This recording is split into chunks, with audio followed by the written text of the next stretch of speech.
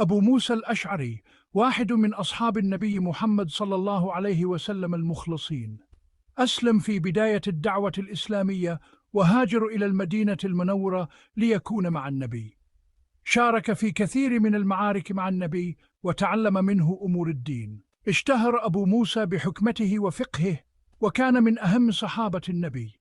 كان متواضعا في أخلاقه وحريصا على تعليم الناس دينهم. أبو موسى الأشعري مثال للصحابي المخلص الذي عاش لخدمة الإسلام ونشر رسالة النبي صلى الله عليه وسلم.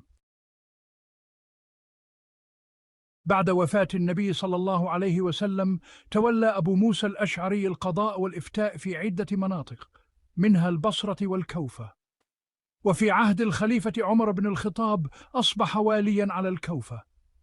اشتهر أبو موسى بعدله وحكمته في حل الخلافات. كان حريصا على تطبيق شرع الله وتحقيق العدل بين الناس، وكان مشهورا بعلمه الواسع وقدرته على استخراج الأحكام من القرآن والسنة. أبو موسى الأشعري مثال للقاضي العادل الذي يسعى جاهدا لتحقيق العدل بين الناس. أصدر أبو موسى الأشعري العديد من القرارات الفقهية التي كان لها تأثير كبير على المسلمين. من هذه القرارات فتواه في مسألة ميراث الجد، والتي أخذ بها كثير من الفقهاء. كما اشتهر بفتواه في مسألة صلاة الجماعة في المسجد الحرام، حيث أفتى بأنها سنة مؤكدة. وكان لهذه الفتوى دور كبير في تشجيع المسلمين على أداء صلاة الجماعة. عرف عن أبي موسى حرصه على الرجوع إلى القرآن والسنة في إصدار الفتاوى والأحكام. واجه أبو موسى الأشعري صعوبات كثيرة خلال فترة توليه القضاء والإفتاء. من هذه الصعوبات انتشار الجهل بين الناس وعدم معرفة كثير منهم لأحكام الدين.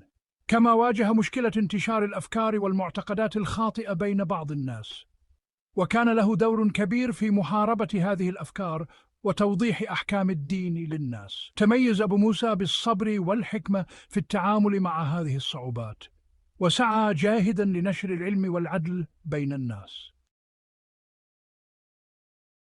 سكشن 5: منارة العلم. حلقات أبو موسى.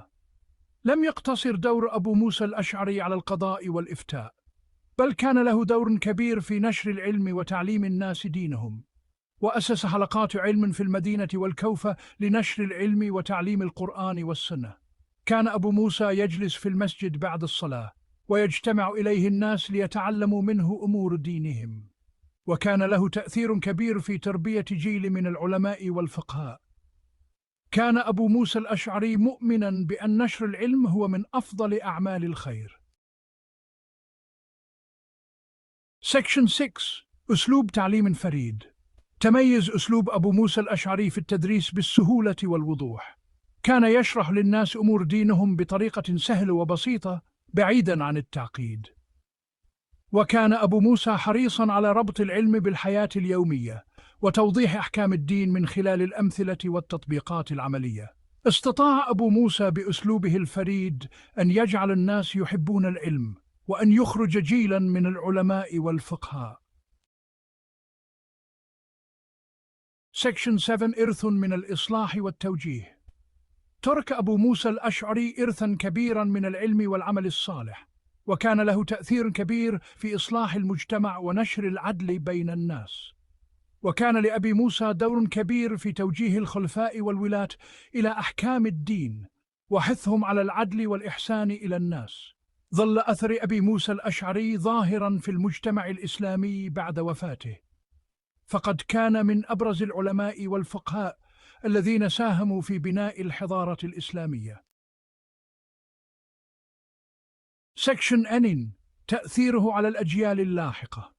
كان لأبي موسى الأشعري تأثير كبير على الأجيال التي جاءت بعده، فقد تعلم على يديه كثير من العلماء والفقهاء الذين نقلوا علمه وفقهه إلى الأجيال التالية.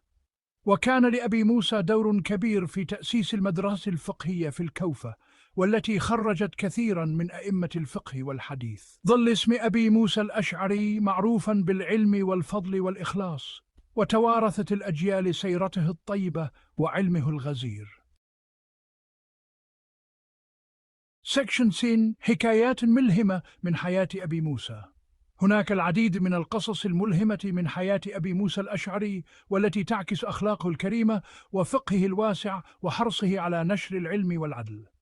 من بين هذه القصص قصة مجيء رجل إليه يسأله عن مسألة فقهية، فأجابه أبو موسى بإجابة كاملة. ثم سأله الرجل: أهذه الإجابة من عندك أم من قول النبي صلى الله عليه وسلم؟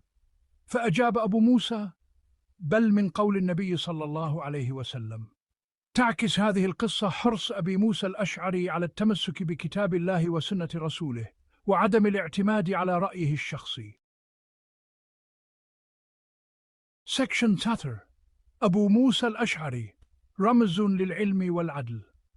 يعد أبو موسى الأشعري من أبرز صحابة النبي الذين جمعوا بين العلم والعمل والفقه والقضاء والإصلاح والتوجيه.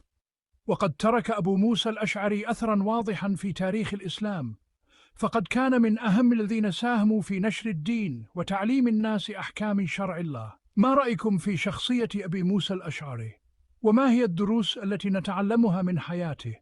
شاركوا معنا آراءكم.